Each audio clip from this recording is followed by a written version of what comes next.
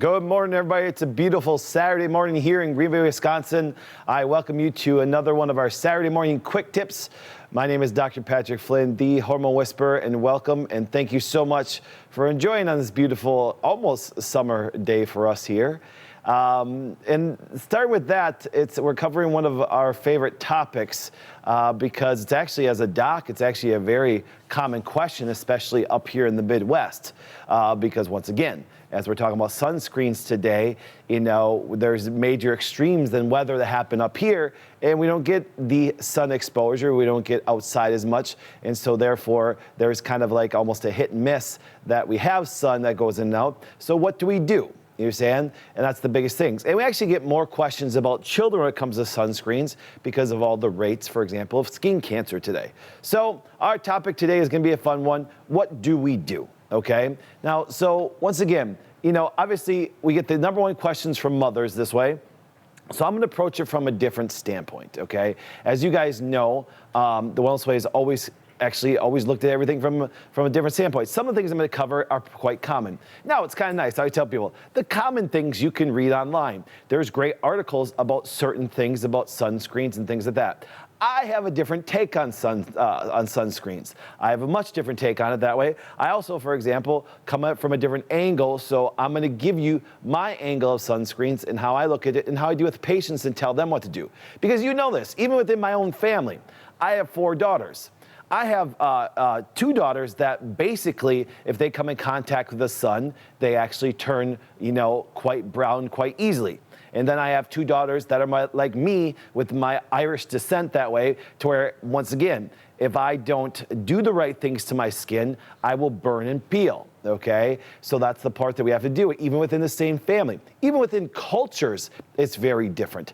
Obviously, if you're of Mexican descent, you know, in the culture that way, compared to us Irish, you know, descent that way, it's gonna be a little different in what you need to do. But I'm gonna come at it, like I said, a little differently that way. And I'm gonna come at it from the standpoint of going, you know, let's understand some of the fallacies that are out there and some of the repeated things that are said that are actually kind of stupid, okay?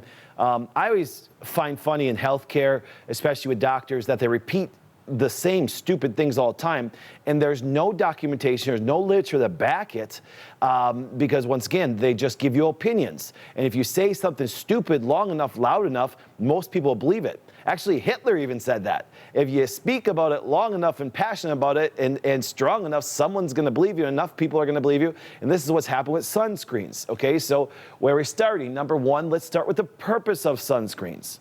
All right, it does not block the sun. There is no sunscreen that blocks the sun. The only way to block the sun is not be in it. That's it, period. People say, Doc, what should I do from sunscreen? Don't go in the sun.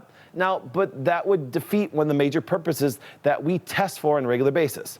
I am dumbfounded, actually, for example, the amount of skin cancers that are on the rise, considering the fact that even down south, the purpose of the sun is actually to get high levels of vitamin D. All right. And that's one of the big things that we need the sun. So that's why when people say, well, Doc, you want people to get in the sun? Sure, I do. The sun is an extremely healthy nutrient. Let me say it again. It's an extremely healthy nutrient. It's actually a major hormone producer. Okay. Vitamin D is not a vitamin. Vitamin D actually converts, for example, into our major hormone that actually happens when our sun hits our skin. So remember that. So this whole idea that sun is bad for us right there is a fallacy. Okay, that's a big fallacy right there.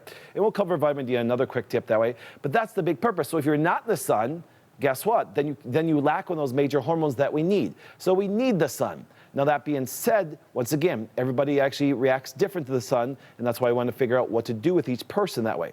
But the number one fallacy is, guess what? Sunscreens don't block the sun. They can reduce some of the exposure, but they don't block it. Other people say, Doc, I got sunblock on and I still burned. Well, there's nothing that blocks the sun. Like I said, nothing. It penetrates things. Actually, even people know with light clothing, it's so strong they can penetrate through light clothing that way. So the only way to not be, to really block the sun is not be in there, okay? But number two, it does not, for example, sunscreens do not prevent skin cancer. If I hear one more dermatologist tell the stupid thing to somebody, I'm going to puke, okay? Actually, it's kind of funny. We use more sunscreen in the last 20 to 30 years ever in history. We have more advertising. We have more exposure to it. Actually, there's extremely cheap products that way. Yet the rate of skin cancer has dramatically increased over the last 20 years. And it's not because we've actually used a reduction of sunscreen. Actually, if you ask any parent, when it comes to summer, people are always looking for things to put on their skin. They're always saying, listen, we got to put it before we go to the beach. There's no doubt about that, okay? But the idea of the fact that it prevents skin cancer, I don't know where they get that. You can't say it prevents skin cancer and then the all-time rate of skin cancer goes up. My personal opinion, and I'll leave that as an opinion, but I believe it's really based on factual information, deductively thinking about it that way, I believe most sunscreens today cause skin cancer because of their ingredients, okay? I'm going to show you how I came to that conclusion, okay? But remember, that's still not the main purpose of actually sunscreens today I'm discussing. Sunscreens actually do one thing. Okay, this is my take on it, because if you come from this standpoint, you can actually choose what to use, actually based on the individual care per person. Sunscreens do one thing, okay? It's to give your skin the raw materials, quote the ingredients, to adapt to the environment, to adapt to its environment that it's in. Once again, because if I, for example, Irish descent that way, where I burn and peel very easily, I have to give my body certain raw materials for it to actually be able to adapt. Otherwise, it can burn and there can be damage. Vice versa. There's some people, for example, that need little to no raw ingredients. As most people know, we were just in Hawaii for a big giveaway that way. Basically, Ross, in his descent, he doesn't need much sunscreen, okay? He barely used it when we were there. Man, I was basically wiping myself from head to toe. Even some of the team members that are with me actually, said I looked like a ghost, because I know Lizzie's laughing. We got Lizzie here in studio today. I was laughing because, once again, I, for example, put it to actually help my skin adapt. Well, that's the big point. Sunscreens are really there to help your skin adapt. Let me say that again, are there to adapt. So once again, if we're here in January, and even if we're outside, for example, the amount that our body needs to adapt due to the fact that our sun exposure is minimal, so we don't really need it that way.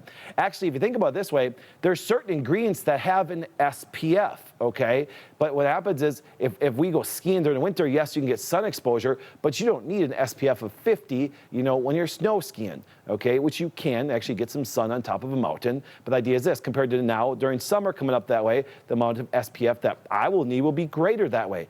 But all it really does, all sunscreens do is help your body adapt. And it comes from the raw materials. So the raw materials that each person needs are dramatically different, all right? So let's look at this. So here's a key point. We have to now investigate the ingredients. That's the key. The key, for example, is this, is to give your body the ability to adapt, the ingredients have to have adaptive properties, not disruptive properties. Let me say that again. That's why ingredients of them are so important. And one of the major, that's where it's kind of funny, one of the major ingredients used by most sunscreen companies, once again, is an oxybenzone, okay? Now, I want to skip forward here, okay? There's over 10,500 published studies on PubMed, okay? So we're talking, for example, healthcare related issues when it comes to this ingredient, all right? There is massive documentation to, number one, it's endocrine disrupted. So it doesn't help your skin adapt, it actually causes endocrine disruptions. And if we know, for example, there's so many hormone-based cancers out there today, so you say, well, Doc, where's your evidence that sunscreens cause cancer? Nobody's going to do a study to actually trying to predict it. And even if it did pop up from that, they would just say there's multiple factors that could have contributed that way. Yeah, and one of these major multiple factors is sunscreens that have this ingredient in it. It's known as an endocrine disruptor. Once again, the endocrine disruptor, they actually did massive studies on this to show that children, especially young boys, actually decreases their testosterone, but also does what? Decreases their sperm quality, setting them up for infertility aspects that way. So when you're lathering up your young child, teenage boy, who eventually becomes a man, guess what he's doing? Some of the major endocrine disruptors are massive. This does not help his body adapt to his environment. It actually makes his internal environment very difficult to deal with that way, okay? That's the big thing. So a lot of things about sunscreens is this. if they're not adaptive, they're toxic. All right? And there is so much research showing the toxicity. Actually, it's also, you can see number 2 up here, it's listed as the immunotoxicity, okay? What does it do? It can aggravate the immune system extremely bad, okay? There's massive allergic reactions that happen to this. Well, once again, let's go here. Well, if there's immune inflammation that comes from it that way, you're setting yourself up for cancers and allergic reactions, all these other things that happen. This happens all the time. Actually, it was kind of interesting. Fancy Nancy, the other day, her daughter, they were at school and they put sunscreen on her, and her daughter reacted and had blotchy reactions that happened, okay? Once again, I know what parents are trying to do. This wasn't Nancy, it was our school. I know what schools and stuff are trying to do. We're trying to protect their kids. But the idea is this. They don't realize, because they assume that we put out something on our skin, that's good for us that way. Actually, it's kind of interesting. Some of the most toxic, actually, sunscreens today are Copper Tone and Banana Boat. They actually have high level of ingredients that are actually known as toxic that way, that do massive endocrine disruptors, that actually are immunotoxic that way, that can cause massive allergic reactions. Okay, so remember, those things are very disruptive. That's what I said before. There's massive amount of studies produced. Now, here's the funny part.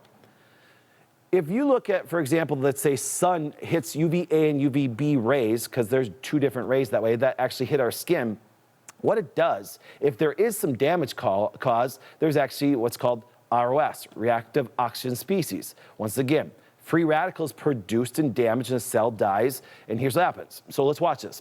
It produces excessive reactive oxygen species that can interfere with cell communication, cell signaling, mutation, lead to cell death, and may implicate cardiovascular disease. That's what this whole one ingredient. See, I can go through ingredients after ingredients showing you this disruption. This does not cause adaptation to your skin. It causes massive reaction oxygen species, which is another way of saying it damages it. Well, how are you supposed to protect your skin when you're consistently damaging your skin? And you damage that surface layer, the other layers of your skin become more susceptible to damage also. It's why you can see some people burn massively even using sunscreens that way, because they can become really reactive to it that way, leaving actually that barrier less and less, all right? So just remember, ingredients alone here are very, very key, okay? Now, it's interesting. So I said, let's see with the American Academy of Dermatology, which I think dermatology is one of the stupidest professions in the world, because dermatology, just like pediatricians, they're reactive medicine.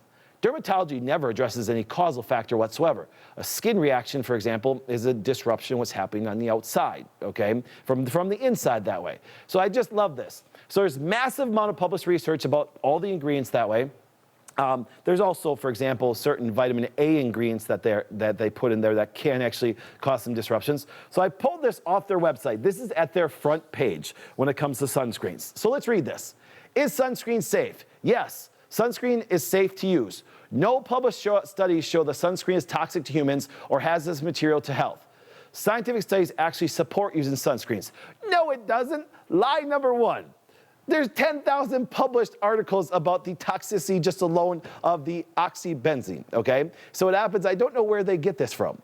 It's a blatant lie.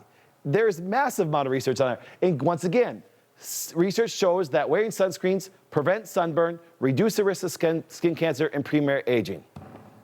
Premature aging. I'm like going, oh, where do they get, how can they get away with this stuff? How can they get away with this BS? Honestly. You talk about sometimes frustration, because what they'll do is they will repeat this to you. Research says, no, it doesn't. Guys, do me a favor. Don't believe that I said 10,000 articles. Go research it. Don't believe one word I say. Please, never believe one word I say. Everything can be cross-referenced very easily, okay? That's the sad part. So dermatologists give this ridiculous. I actually have a patient, for example, who, when she first came in, regardless, now we live in Green Bay, Wisconsin, regardless of what day it was during the year, she put toxic skin lotion, sunscreen on her skin every day. And lo and behold, her reoccurrence of skin cancer, I think she had it like 12 times. I said, how's it working for you? And it's really funny. And I had to say this because it just drove me nuts. She goes, oh, my doctor's really smart. No, he's not. That's the one thing. We equate, for example, that he has a PhD or a doctorate, that automatically makes him smart. I'm like, once again, you've dealt with skin cancer repeatedly, you wear sunscreen every day, and you keep on getting it. Do you think that you have to think through this a little bit differently that way? And it's really sad because, once again, this is the lies repeated. Now, guess what? It comes back here right away. Now, all of a sudden, look at the ingredients. Oxybenzone. There is one of a few ingredients in sunscreen that effectively protects our skin from harmful UVA and UVB rays. Here are the facts about oxybenzone. There is no data showing cause of hormonal problems. Oh my goodness. Just this morning, once again, I pulled a bunch of actually the topics, research topics off about its disruption. It's not that hard. Once again, this is what this is who you're going to trust your skin with? Honestly. That's why people say the American Heart Association approved this message. Who cares? Once again, the American Dermatology approved this skin lotion. Who cares? Really? I mean, think about it this way. They actually blatantly lie to you on their website itself that way. Don't believe this stuff. Do your research, okay? Because once again, people say, well, dermatology are skin experts. No, they're not. They're not skin experts. If they were skin experts, why, for example, are we having a massive increase of skin cancer, in skin disorders, in skin disease, in psoriasis ever in history? It's because of the thinking. That's what separates me, that's what separates our Wellness Way clinics from all of the difference from all these things. The thinking is very different. That's why this stuff drives me nuts. It more drives me nuts because, once again, they use this and actually act like it's truth, and they speak loud enough and enough people believe them, and then they repeat this, and then they're wearing toxic ingredients that don't help their skin adapt, all right? Now, here we go. So let's go on next. So here's what happens. This is where I want to come at it also a little bit differently. Remember, your skin is a reflection of what happens on the inside, okay? So what we want to do is this. We can actually take an internal, okay, things that actually do a wonderful job of actually protecting our skin. Now hold the phone. So there are external things that you can do to actually help your skin adapt and actually create a little bit of a barrier for it that way. But there's also internal things. My favorite thing, bar none, and I did a whole show on this, is chaga mushroom, okay? There is actually chaga in my coffee right now. Chaga, for example, gives the immunological things, okay, polysaccharides to be exact, to the immune system, actually the melanocytes, aka produce melanin, to produce the barrier to when when sun comes in to help your skin adapt. That's why if you notice the research on chaga and melanoma, chaga and skin cancer are massive. The amount of documentation about how it helps is absolutely incredible. You can actually even create, you'll see some of certain skincare lines that actually have chaga in the ingredients to actually give your skin the ability to adapt to the sun as it comes in and feed it to the melanocytes so you can get that darker pigment. It's actually been shown that, documented that if you ingest chaga enough, you can actually create some pigmentation a little darker to your skin. Heck, before we went to Hawaii, man, I was pounding down like 2 tablespoons of chaga per day, okay? Now, that's why we went to Hawaii, where obviously the sun is extremely potent that way, and I didn't burn, okay? Because why? I gave myself the ingredients, once again, internally first. See, that's the idea. Guys, you need to do this. You need to keep those internal things on a regular basis that give us our major protection for our skin from the sun, okay? Now, that's one thing why medicinal mushrooms to me actually are one of the most beneficial things, period. Yes, it's a major immune process. It's not immunotoxic, it's immunosupportive that way. It gives your body's immune system to adapt to even that sun come in and taking it and turn it into a massive nutrient that way, aka vitamin D. All right, second of all, here's one thing that a lot of people do there. Doc, you have a pink flamingo on there. Yes, I do, okay? So you look at the astaxanthins that are there. If you ever look at a pink flamingo, their babies are pure white. They're pure white. Now what happens is this. As the baby flamingos continue to eat food, their food that way, they actually bring in this ingredient that does a massive job of changing the pigmentation of their skin, and that's why they turn very pink, okay? It's one of the reasons why our skin turns pink when exposed to the sun. So what we can do is we can actually ingest these, okay? We can ingest these just like the pink flamingo does. They eat enough of them, it changes the color of their skin, just like we can eat chaga, just like we can eat the astaxanthins, okay? It's actually a weird word. Yeah, I don't know where they make up these things somewhere, but astaxanthins, okay? But the idea is this: where do you get these things from? Well, once again, it comes from most sea animals. It comes from salmon. It comes from shrimp. It also comes from a marine phytoplankton. It also comes from spirulina. It also comes from chlorella, okay? So when you look at, it's quite interesting. You get into those climates. Actually, one thing that I absolutely love, when I was down by Dr. Calvi and Kaylina, we had supper at Dr. Calvi's house, and obviously seafood is very abundant down in the Mississippi area, and we had some amazing shrimp, but we also had amazing crawfish. Crawfish are loaded with this. Lo and behold, isn't it interesting, where these major animals that we need, for example, to eat, or even marine phytoplankton or chlorella or other sea-based things that way, are closer to where the sun is at the highest abundance that way, okay? So as we were eating that crawfish, but we were taking those ingredients in that, once again, will give us major protection against the sun. See, we don't realize that there's things that we can eat. Vice versa, the things we can eat that weaken our skin, that we can do it that way. But if you look at some of the things that actually increase those levels, those are two major things that I'm doing right now, once again, because with my culture, with my descent, guess what? I will have to use things to protect and actually put on my skin to give a little bit of a barrier and adaptation to it that way. But I'm also gonna majorly, just like my chaga, just like the salmon, just like the shrimp, just like the other things I'm not allergic to. Okay, remember, if you're allergic to shrimp, don't eat it, obviously. And I did a story on that the other day.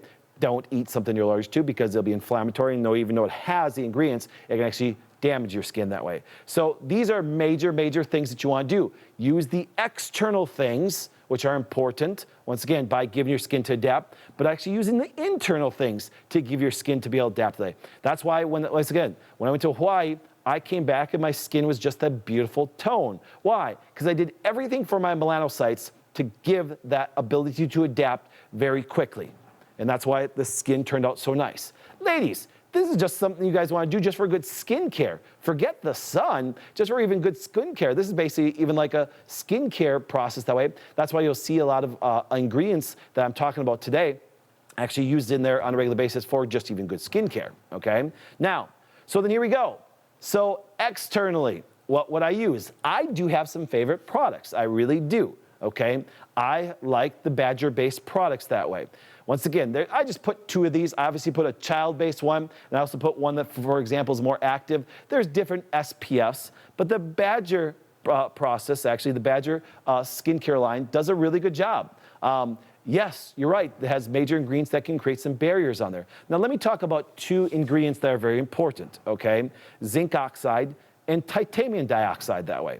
Now, once again, a lot of people go, Doc, those things are toxic. Actually, it's not true. The only way they're toxic, for example, is if they're in a nano form. What does that mean? That means they're small enough that they can be absorbed through the skin. That's why when you look and I use these products on there, once again, you actually can have a white film on your skin. Why? Because they do not what? Absorb, okay? It's why you gotta be very careful with nano-based. Nano means 1/1,000th, okay? It's a small particle that can get deep into things that way. That's why if you gotta be very careful with zinc oxide or titanium-based sprays that way, because it can be breathed in through the lungs and actually can cause some lung damage that way.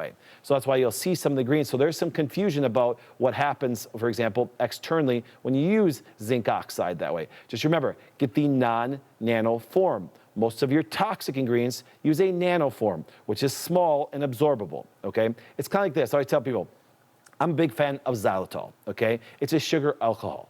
But once again, it's not a small particle, so once you ingest it, you can get some major benefit from it, but it's too large to cross the GI barrier, so you get the good sugar benefit, you actually get some micro aspect that way, but doesn't absorb through the intestinal tract, so basically eat it and you poop it out, okay? That's what happens a lot with these things, okay? They're actually either too large to actually be absorbed in, because once again, but the other ingredients within them are very organic, non-GMO, fantastic, that can absorb into your skin and give it, once again, some ability to adapt. So some of the ingredients, for example, are just basically a shield, Okay, that's why I always see the old Baywatch aspects where they always put the, never watched Baywatch, but anyways, they actually, Lizzie's laughing. You see the lifeguards, you know what I'm saying? And they have the zinc oxide, and it's just a white strip across their nose, obviously, because it burned on a regular basis that way. That's what some of these things do, okay? So two, very important. So I love the Badger products that way, but I also love another company, okay? It's called All Good. Now, if you see, for example, go on their websites. I think Nancy or Renee actually will post a link where you can just buy them from Amazon, okay? Amazon has them. Once again, now, it's interesting because some of my girls, they don't need SPF 30, okay? That's the big thing. They don't need SPF 30 because their body adapts to it better than mine does. Some of my kids can get away with a 5 or a 10. Now, if you even need a 5 or a 10, do you understand that coconut oil itself has an SPF of actually about 5 to 10, okay? So does shea butter. So there's a lot of people, once they actually get some skin exposure, if they do it very minimally, which means little by little, 10, 15 minutes, they'll build up enough melanin in their system that way to where they can use, once again, coconut oil, and that's it. Okay? Now, I'm not suggesting try that for if you've never actually learned what your skin really does that way, but there's some people, once again, that just adapt so well that their body can change so quickly. Now, if I went out and just used coconut oil the first part of summer, guess what happens? Man, I'd be red as can be. Okay, so I have to use more of a 35, actually. That's what you see, the one I did before. I'll use that Badger product of 35. I'll even use a kid's version that way. Because why? And then my skin actually does a really good job with it, and I don't end up burning that way. But some of you guys don't need that. Some of you guys say, Doc, I just use shea butter. It's okay. You know what I'm saying? That's fine. I just use coconut oil. It's okay because, once again, your body and your skin can adapt to those changes really quickly. Some cultures can't, okay? So just learn your skin. It's very important. Now, there's also another point why getting these kinds of actually ingredients are so important, as they are very toxic. Those bad ones, the oxybenzones and stuff like that, are very toxic. When we were actually in Hawaii, no joke, at the resort, it said, do not go into the ocean if you have certain sunscreens on. Because why? It's killing the coral reef. It's killing the vegetation. It's killing actually the sea animals themselves that way. So they're actually finding that it's actually toxifying. Now think about this. If they're actually telling you it's killing the coral reef, what do you think it's doing to your skin? See, that's why I said, that's why dermatologists say, there's no published research. They need to pull their head out of the sand from the beach, okay, and put the right ingredients on there. It's very toxic. Marine biologists right now are begging people not, so it's kind of cool, do a little Google search on this. Marine biologists are begging people not to use sunscreens when they walk into the ocean because of the major damage to the coral reef that way. Massive, they're studying it like crazy. They're doing more studies about coral reef than they're doing about your skin. I mean, thank God for a group called EWG. Okay, the Environmental Working Group. I donate to them. I do give them money because they're a non-biased research program that just does great things on the toxicity of all products that you can put on your skin and hair and things like that, okay? Go to EWG. They do a great job that way. It's a good reference, all right? And they're a nonprofit. I said donate. See, I donate my money that I know it's going to get people good information. I don't get anything from EWG, but good information that way. My donation goes to help get information so people can make those good choices and see what's toxic that way. So go to EWG and just get their newsletter, sign up, go check the things. You can basically type in any skincare line product and they'll tell you the toxic ingredients, things that are good, things that are bad for environment, things that are good for your skin. They're fantastic that way. I love that group, okay? So my twist on sunscreen, it's all sunscreens are made to do is help your skin adapt to the environment. And if your skin, because your culture and where you live, for example, adapts really well, then you need less sunscreen. You can get away with different things. I can't. I need, for example, a different level of protection, a different level of adaptation than most people do because of my Irish descent. You'll see that redheads, you know what I'm saying? Irish people, they actually have a little harder time with the sun that way. Thank God my wife is of different descent to me, so some of my daughters are like me, some of my daughters are like her. You know what I'm saying? My wife can basically go in the sun and the next following day she's golden brown, okay? I don't have that advantage unless I really work with my skin. So I understand that. Each one of you guys should. Each one of you guys should understand your kids. That's why all your kids don't need the same thing. So I hope this was helpful. I hope, for example, I'm going to post a little bit more some of the things of what to do. That's why sunscreens came up that way, because moms are saying, Doc, what do I do with my child on there? Here's some things that way. You know, buy them on Amazon. I tell people, get them shipped right to your door. That's what we do. We just jump on Amazon, type them in, and click. And guess what? Shipped right to our door within a day. Okay? Thank you, Amazon Prime. Okay? So anyways, I think, Lizzie, I didn't even say hi to everybody. Hi, everybody. What's that? Yeah, quite a few people on there. So I appreciate you guys watching. I appreciate you guys being on here that way. Please do me a favor, like and share as always, so we can actually get more information to people. Actually, no joke, I'll have actually Dawn write up this as an article very soon to get it out there that way, so as we can understand my view on sunscreens and what sunscreens are really for. So thank you so much this beautiful Saturday morning for watching us this nice and early. My name is Dr. Patrick Flynn, the Hormone Whisperer. Next Thursday, I will be in Rockford, Illinois, doing our The Hormone Connection Seminar. Once again, check my website, check the Wellness Way website. I got a couple more before the first part of the summer, and then I'm taking the whole summer off, and then we'll be back on a pretty big tour in the fall, because once again, the book will be out, and my schedule is getting more packed and more packed, because what the information we're bringing actually changes lives. That's what the quick tips are for. That's what all these things that we're doing, all my doctors do on a regular basis, getting good information out to you so you can apply it to your life to live better. So you guys have a wonderful day.